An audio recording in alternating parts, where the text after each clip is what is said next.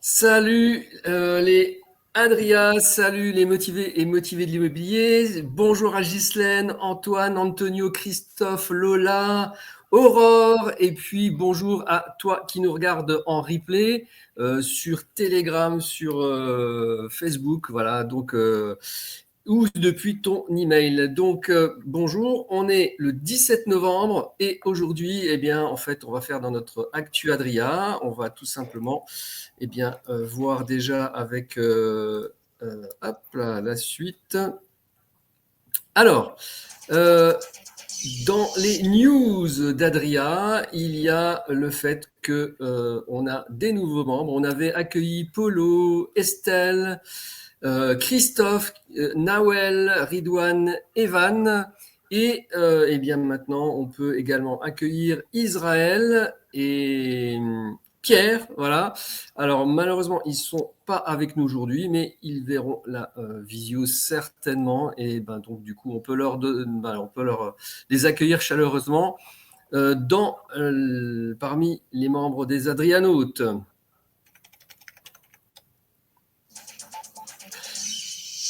Alors, on a la présence de notre partenaire CAFPI, Antoine avec son sourire légendaire, n'est-ce pas?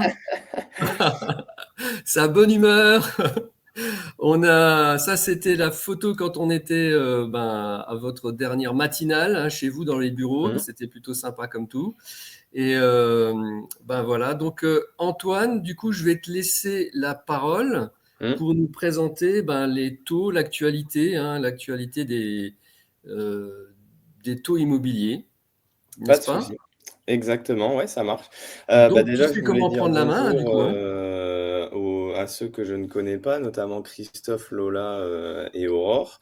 Donc, comme Pascal m'a si bien présenté, donc moi c'est Antoine, je travaille sur Thionville au sein de CAFPI, donc courtier en prêt immobilier. Donc le but étant rapidement hein, d'accompagner vos clients dans tout le processus de financement de leur résidence, que ce soit de la résidence principale, autre, locative, secondaire. Le but étant de les accompagner pour leur financement et de leur trouver la meilleure proposition possible. On aura l'occasion d'en reparler ultérieurement. Alors, donc pour les Mais taux, alors, non, peut-être oui, tout de suite, hein, dis-moi. parce que simplement, Christophe, Oui, il est dans le Doubs. oui, Alors Lola et Aurore sont stagiaires dans notre agence de Étanche Grande. ok, Et en fait, il y a également Israël, mais Israël est sur Strasbourg. ok. Et bon, simplement, la question géographique n'est pas forcément un point limitant. Non, C'est sûr que toi, tu apprécies particulièrement recevoir les prospects chez toi, au oui. bureau, Mhm, parce que ça donne un lien humain. Par mhm, contre, on voit quand même que les visios, tout ça, c'est aussi un outil qui fonctionne. Donc, si tu veux, ça mhm. fonctionne aussi à distance, hein, n'est-ce Oui, pas? oui, non, bien sûr, ça, on peut totalement monter un dossier complètement à distance, hein, comme tu le disais. C'est sûr que si j'ai la possibilité, moi, de rencontrer les clients en physique dans le bureau, de préférence au moins une fois, je le fais toujours parce que ça favorise le contact et aussi la fidélité du client lorsqu'on le rencontre, on va dire, pour de vrai. Après, bien sûr, tout peut se passer à distance, hein. Moi, je fais des dossiers avec un ami à moi qui habite sur Paris, donc je me déplace pas à Paris tous les jours pour faire ces dossiers, mais ça dépend aussi de la préférence des clients, hein. Il y a des clients qui sont sur place mais qui n'ont pas le temps ou qui préfèrent ne pas se déplacer, donc ils vont privilégier la visio. Donc, Mhm. aucun problème pour ça. C'est pas un frein. Si vous voulez tout de même me confier des dossiers pour que je puisse accompagner vos clients, je peux le faire tout à fait à 100% en visio et puis les accompagner de la même manière, simplement pas être présent physiquement, notamment au rendez-vous banque, mais je fais quand même en sorte d'être présent à distance aussi. Mhm. Et on va voir juste après les modalités, les intérêts, et puis en fait, en termes d'apporteurs d'affaires, et Mmh? puis les succès récents qu'on a eus, et puis le challenge aussi actuel sur CAFPI. Mmh. Dis-nous tout, Antoine, concernant l'actualité des taux. Alors, je vais vous partager mon écran, comme ça on va revoir rapidement le PDF que je vous ai envoyé, je crois, la semaine dernière. Hop. Alors, tac. Vous me dites quand vous voyez ce que je montre. On voit. Parfait. Je ne sais pas si vous me voyez encore, peut-être que oui. Oui.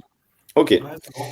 Donc pour la météo des taux et le délai bancaire, donc là on va revenir sur notamment les 2 mois précédents, donc septembre et octobre. Je ne vais pas vous embêter à lire absolument tout ce qui est écrit.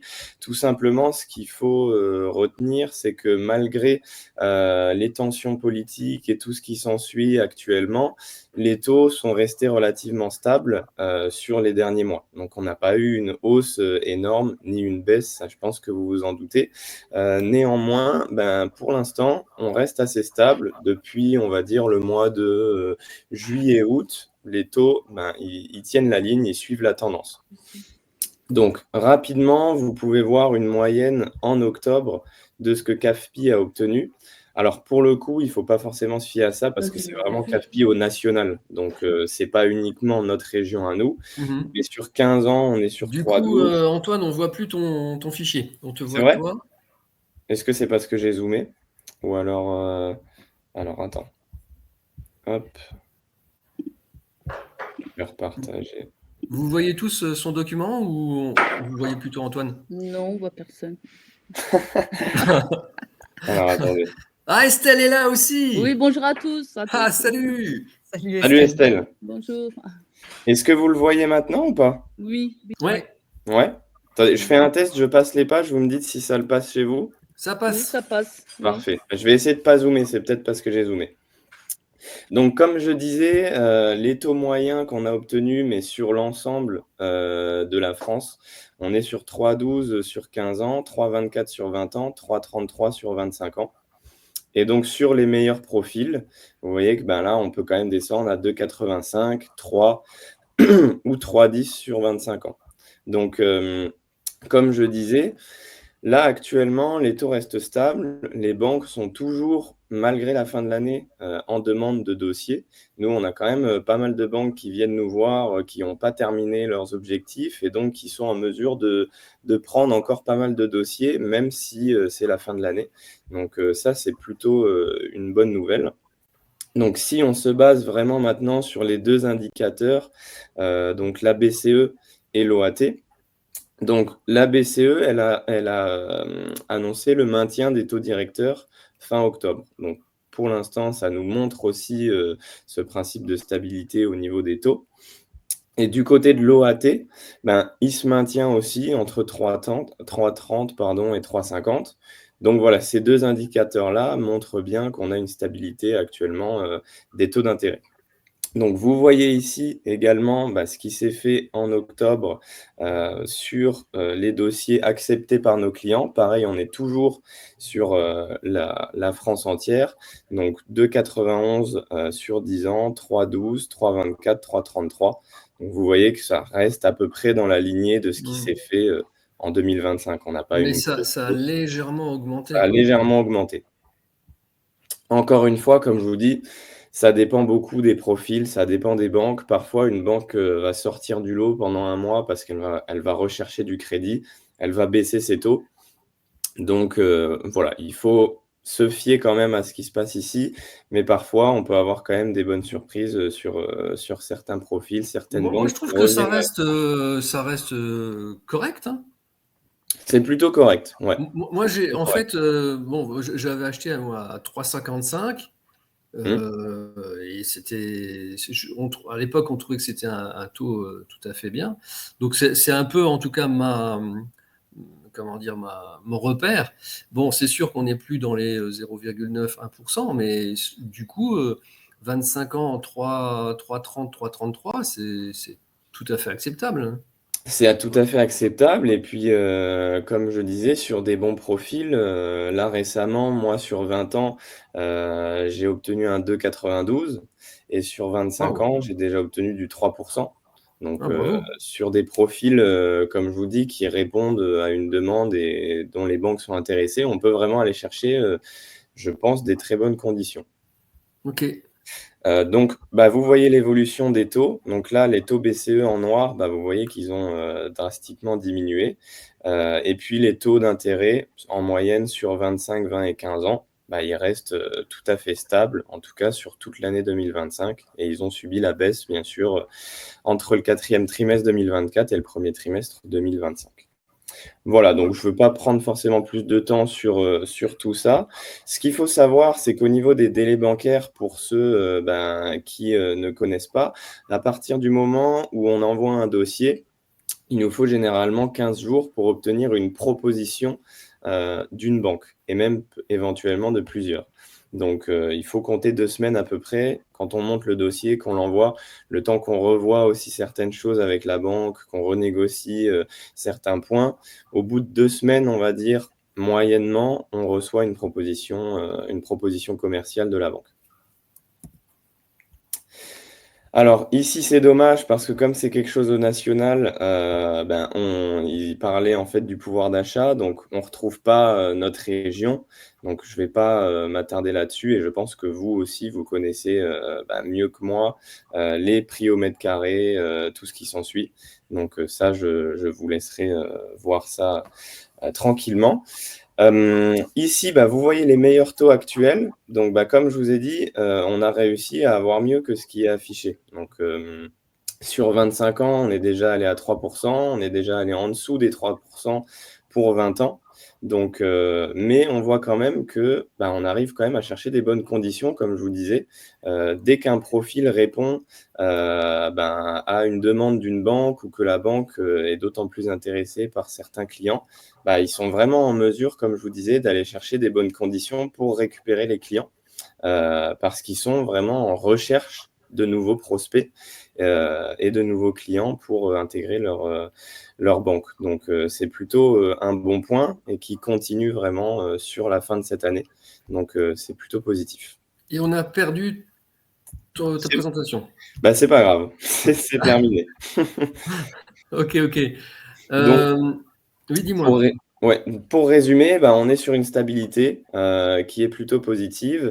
Pour vous donner l'information, si jamais vous avez des dossiers en cours de prêt à taux zéro ou autres, là, les banques ont toutes stoppé les prêts à taux zéro en attente de 2026. Donc, tout ce qui est dossier à prêt à taux zéro, on ne pourra plus les monter maintenant. Il faudra attendre 2026 et la nouvelle réglementation, à savoir peut-être l'augmentation des plafonds de ressources qui pourraient octroyer le PTZ à plus de personnes. Ok. Bon, ça peut être quand même favorable. C'est plutôt favorable à ceux qui Oui, pour le bénéficient PTZ, du c'est plutôt PTZ. favorable. En fin d'année, c'est toujours le cas. Les banques bloquent les prêts à taux zéro pour être sûr de pouvoir les sortir avant la fin de l'année. Là, comme on commence à se rapprocher de 2026, elles préfèrent attendre et puis monter les dossiers un petit peu plus tard. Ok. Antoine, tu peux nous donner des indications sur quelle est la cible les plus gros financements en termes de volume? Tu fais du financement sur quel type de montant de prêt, par exemple, ou pour des biens qui font plutôt 120 000, 130 000, 230, 300 000. En tout cas, sur le secteur, c'est quoi la plus grosse masse de biens recherchés finalement et financés? Sur le secteur, la moyenne de prêts qu'on finance, c'est 220 000 euros. Ok. Donc, ça ne veut pas dire des biens à 220 000 euros, parce que ça peut être un bien à 250 avec aussi les frais de notaire, donc 280, mais avec un apport de 60 000, donc on baisse à 220 000.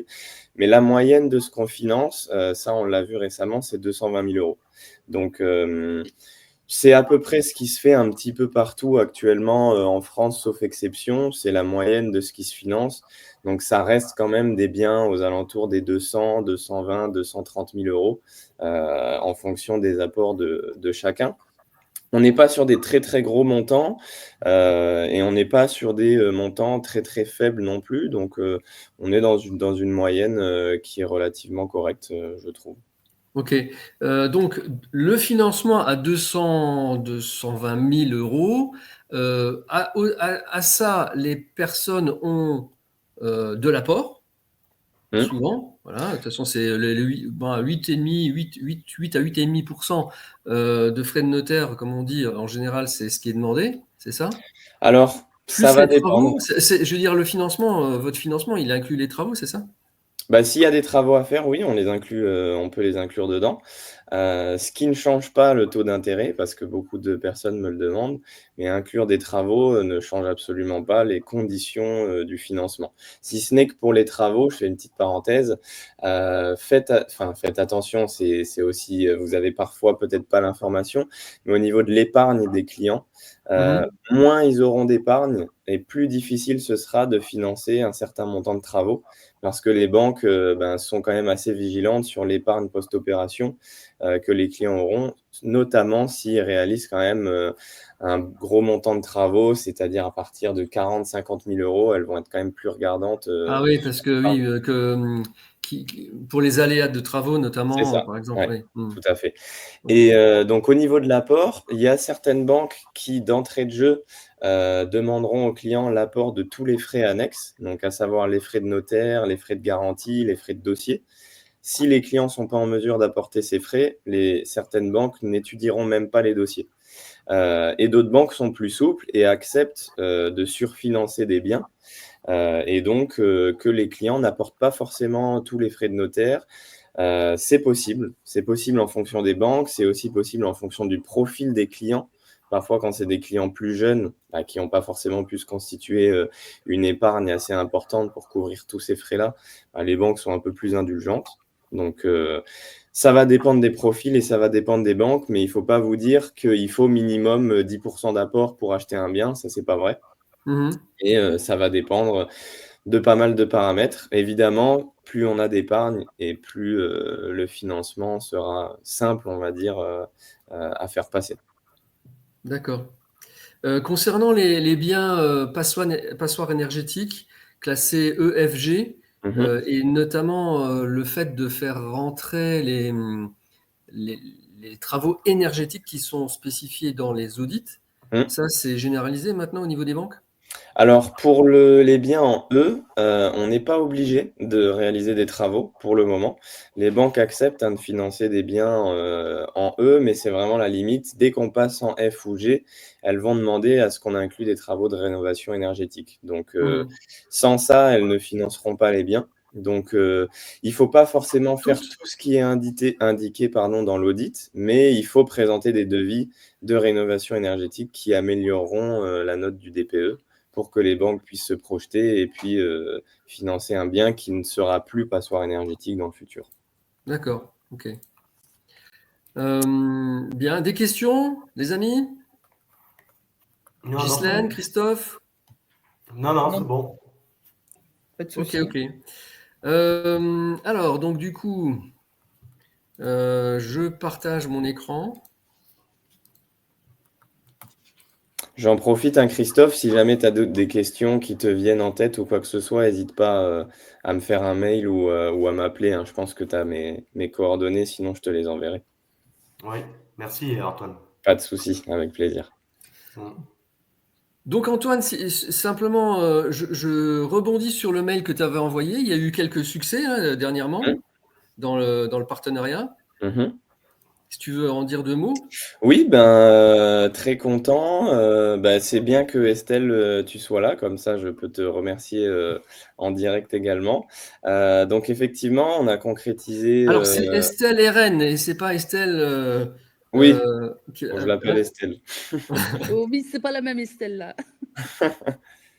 Hem, ah oui, pardon, pardon, excusez-moi. Oui, Oui, c'est pas la même Estelle, j'avais pas regardé. Bah, je la remercie de loin alors. oui. Parce qu'elle était malade, je crois, en plus. Mais effectivement, donc, 1er dossier avec Estelle et Paolo qui s'est très bien passé. Donc, il s'est fait même très rapidement. Je crois qu'en moins de 2 mois, tout était, terminé. Donc, ça c'est voilà, je suis très content qu'ils aient pu me faire confiance aussi parce que, bah, mine de rien, ils sont quand même dans le métier depuis un bon bout de temps. Mhm. Et puis également avec Candice, on a Candice, finalisé ouais. un autre dossier. Donc, ça prouve que ça commence à prendre forme et puis il faut qu'on puisse continuer comme ça. Donc on va, si on récapitule un petit peu, et en tout cas pour les nouveaux, donc on a un partenariat à CAFPI. Dans ce partenariat, il y a 50% de la commission bancaire avec un maximum de 1 000 € qui est réservé en fait à la personne qui t'envoie le contact, n'est-ce pas? C'est ça, ouais. Quand le financement a abouti. Voilà. Ok, et si jamais la banque ne donne pas de commission bancaire à CAFPI, en fait, c'est un forfait de 150 €. C'est ça, exactement. Donc ça, c'est ce que j'ai voulu aussi mettre en place, ce que certains ne font pas. Quand même, vous, remettre, un petit chèque de 150 € pour vous remercier, de l'envoi, du dossier. Même si on n'a pas de commission bancaire, je pense que c'est important de pouvoir, vous remercier, avec ce geste-là. Et pour en revenir à avant, donc effectivement, vous percevrez une commission si le financement aboutit, mais pas uniquement si c'est votre bien qui est vendu. Donc, si le client finalement n'achète pas avec vous et achète plus tard, 2 ou 3 mois après, Mhm. comme c'est vous initialement qui avez envoyé le contact, vous percevrez quand même la commission, qu'on vous verse. Donc c'est pour ça que j'insiste aussi sur le fait d'essayer de nous envoyer le maximum de contacts, même si ils ne sont pas forcément intéressés par votre bien. Ça vaudra peut-être le coup plus tard parce qu'il achètera peut-être autre chose avec vous ou pas, mais vous percevrez quand même cette commission-là si le projet aboutit avec nous. Et donc, transition toute trouvée, parce qu'actuellement, il y a un challenge CAFPI, n'est-ce pas? Oui, tout à fait. Donc, Donc, voilà, les Adrianotes, les motivés, envoyer des contacts à Antoine dès que c'est opportun. c'est ça, ouais, ça a commencé, si je dis pas de bêtises, le 14 octobre et ça se finit le 15 janvier. Le but étant, d'attribuer des points à chaque envoi de contact, et à chaque fois que nous, de notre côté, on signe un mandat pour, monter un dossier, ça fait un point supplémentaire et donc ensuite on fera le point, sur les 3 personnes qui ont envoyé le plus de contacts. Donc c'est un challenge avec toute l'agence. Donc il y a aussi bien sûr les agents immobiliers partenaires de mes autres collègues. Et le but étant d'obtenir, je crois, 500 € de chèque cadeau pour le premier, pour pouvoir s'offrir ce que vous souhaitez. En tout cas, le but étant de se challenger un petit peu, voilà, et de se donner un petit objectif. C'est toujours un petit peu plus sympa, je trouve, de travailler pour quelque chose en plus. Bon, nous, on le fait spontanément, voilà, on apprécie de travailler avec toi, et puis ça fonctionne bien, et donc si en plus, pour ceux qui aiment les challenges, ça peut être sympa. Voilà, tout à fait. Donc, je remets tes coordonnées, Antoine. Ouais, Voilà, et puis merci en tout cas pour pour ton intervention, ces infos. Et avec puis plaisir. on va continuer donc notre visio. Pas de souci. Merci à tous. Merci Bonne Antoine, journée. Merci salut. Antoine. À bientôt. Salut À Antoine. bientôt. Allez, hop, on met le cap sur les séquences suivantes. Et donc, le mot de l'IMO, et là, j'ai choisi la gestion locative. Alors, tout simplement, qu'est-ce que c'est la gestion locative? Donc, c'est un service professionnel qui est réalisé par des agences de gestion, donc qui ont la carte pas T, mais en fait la carte G, ou des administrateurs de biens. Alors, c'est une prestation qui englobe la supervision, l'administration et l'entretien des biens locatifs pour le compte de propriétaires bailleurs. Et à ce sujet, je vous avais transmis donc voilà, des vidéos et des documents pour diversifier vos activités et vos revenus avec la mise en location, la gestion locative.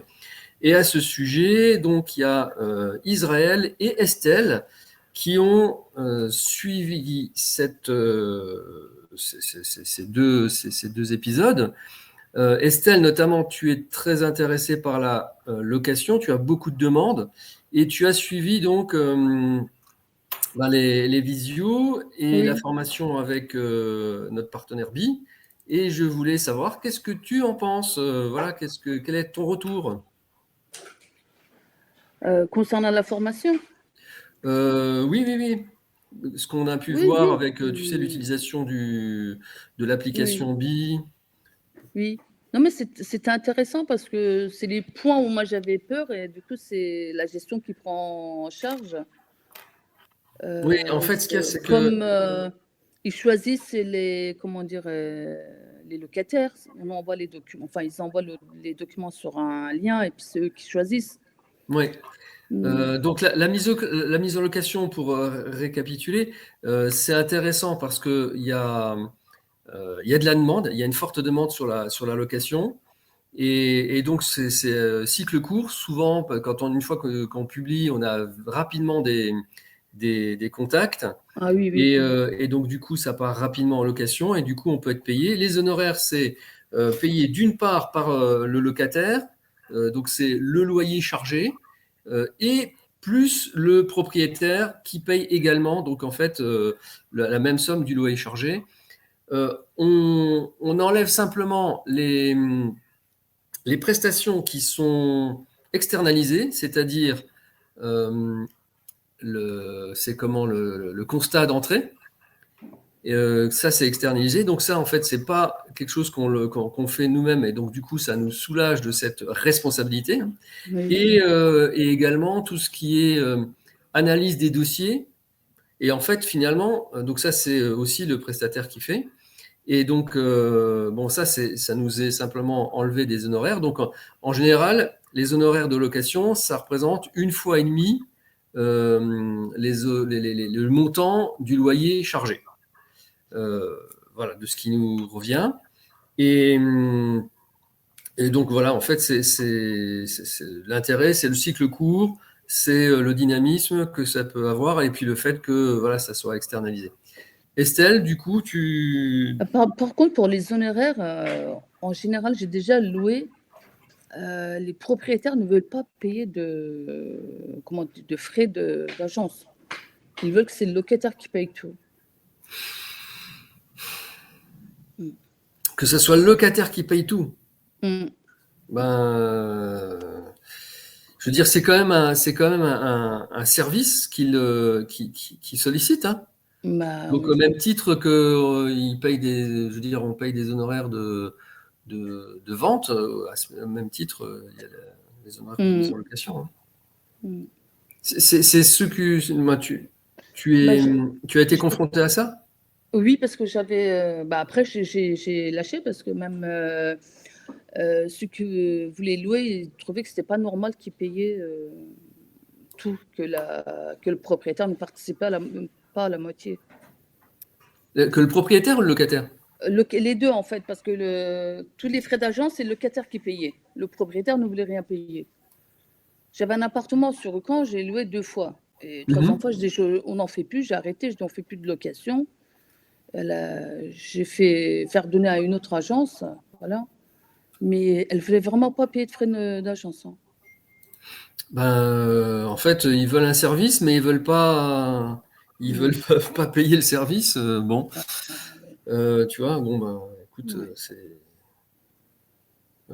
voir éventuellement avec Stéphane là, s'il y a moyen de tout faire peser sur le locataire, mais en fait, on fait Ah non, ça fait beaucoup peser, parce que on fait ça peser fait beaucoup sur le locataire, quoi, du oui, coup, ça et fait beaucoup. Il faut payer c'est juste, moi les je dépôts trouve de que c'est beaucoup plus. garantie, il faut payer ça, Bah oui, ça oui. coûte beaucoup d'entrées. Hein. Voilà. Donc, Mm. bon, voilà. En tout cas, la règle, c'est que les honoraires sont payés d'une part par le locataire et d'autre part par le propriétaire. Mm. Ok.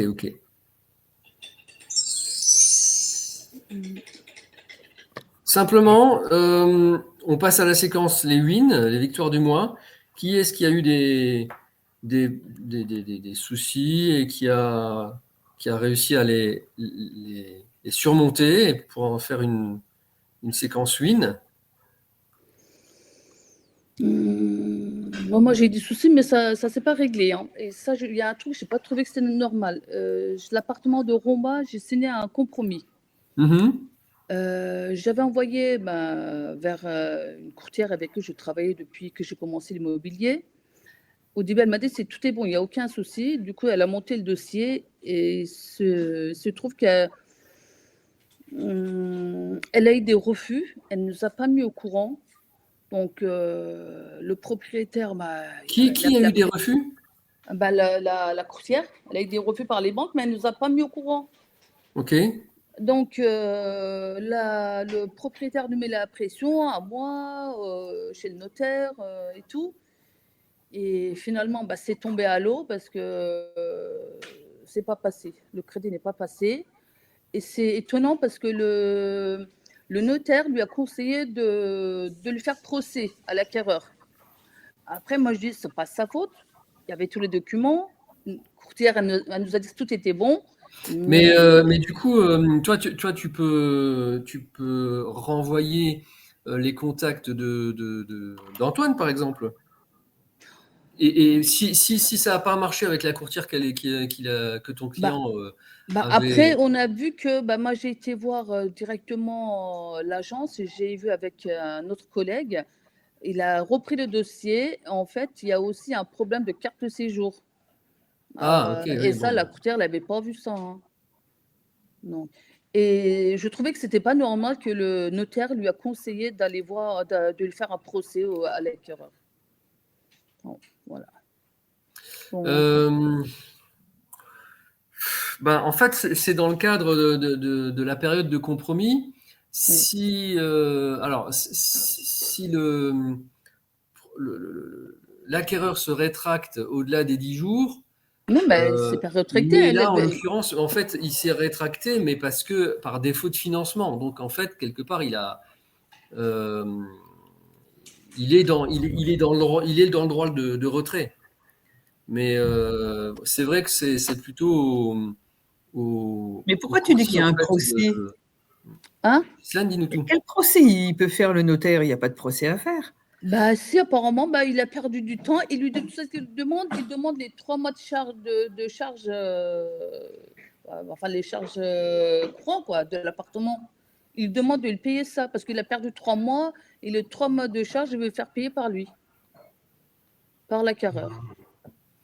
Il va y Mais avoir qui? plus de frais de procédure Oui, pour que ça. de Après, il s'en fout valeur. parce qu'il va utiliser,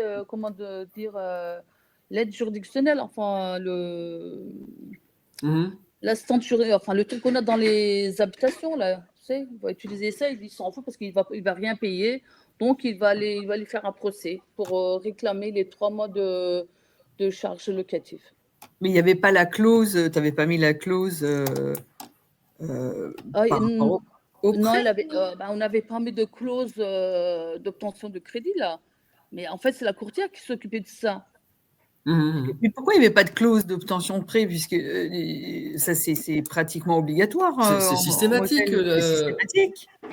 Je sais pas, c'est la courtière, elle n'a pas fait le nécessaire, hein, je sais pas. Non, la courtière, elle n'a rien à voir dans le film, mais c'est ou toi qui as fait une connerie, ou le notaire, mais la courtière, qu'elle Moi, travaille je pas. l'ai envoyé chez la courtière, c'est elle qui s'est occupée. Elle a vu le dossier, elle a dit c'est un très bon dossier.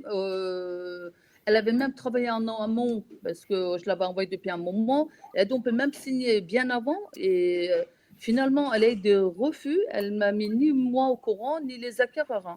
Oui, mais c'est à toi de l'appeler aussi. Moi, je suis. Oui, on l'a appelé, je ne sais pas combien de fois, on l'a harcelé, moi, les acquéreurs, le propriétaire, on n'a pas réussi à la joindre. Finalement, on a vu avec sa responsable, hein, apparemment, elle changeait de métier, mais voilà, elle ne nous a pas répondu.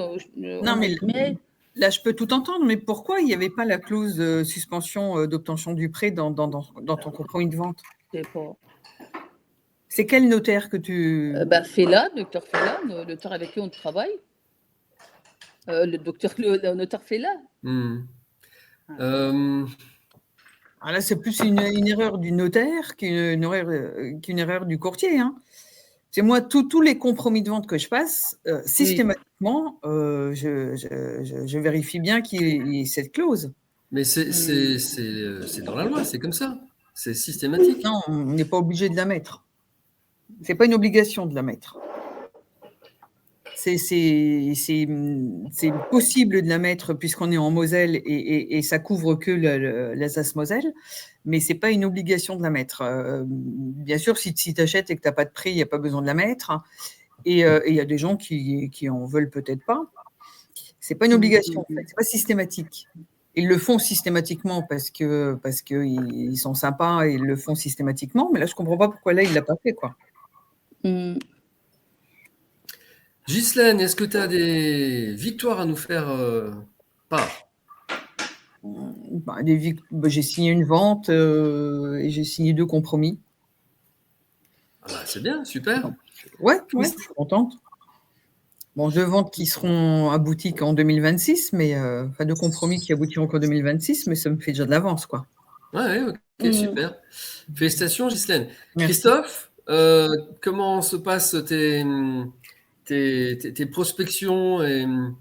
Ça se passe très bien pour la prospection. Moi, je suis content aussi. Pour moi, mes victoires, ça serait aussi mes premiers rendez-vous clients et les premières estimations pour le premier mois. Super, super. On va revenir d'ailleurs là-dessus sur tes actions. On va y revenir juste après. Ok, alors hop, en tout cas bravo pour vos victoires. Les outils Adria, je vous ai transmis récemment, c'était le 27 octobre, un petit flyer, en tout cas un PDF avec des petits outils pour soigner votre présence et votre présentation dans les commerces, avec les porte-cartes de visite, le petit porte-brochure et le porte-visuel. Et donc, voilà, avec le petit atelier craft, avec les outils à personnaliser. Et donc, on a Christophe qui est super motivé. Déjà, il a commandé 5000 flyers. Et voilà, ça, c'est sa mise en pratique, sa réalisation. Donc là, tu as distribué dans les commerces les supports de présentation, n'est-ce pas, avec les flyers. C'est ça, oui. J'en ai commandé 10. Je me suis dit, tiens, je vais voir comment que ça va être accueilli par les commerçants. Puis finalement, les 10, ils sont partis d'un coup, quoi, quasiment. Les commerces les ont acceptés. Donc, je vais en recommander une vingtaine, je pense. Ok, donc alors, ça s'est passé comment? Parce que tu craignais un petit peu, tu dis, en fait, je sais pas comment aborder les commerçants et tout, mais ça s'est Non, fait super, tout ouais. hein. Non, ça a été très bien. J'étais très bien accueilli, que ce soit les restaurants, les boulangeries. Ça fait présentable. Donc, non, ils l'ont. J'ai réussi à les écouler assez facilement, je dirais, oui. Ok, Pas tous. super. Alors, il y en a qui ont des petits comptoirs, qui préfèrent qu'on affiche un petit peu, ils ont des panneaux d'affichage, tout ça. Mais vu que ça prend moins de place que de les poser à plat, c'est sûr que. Non, j'ai pas eu de souci à ce niveau-là. Ok, ça prend moins de place que de les poser à plat, c'est plus visible.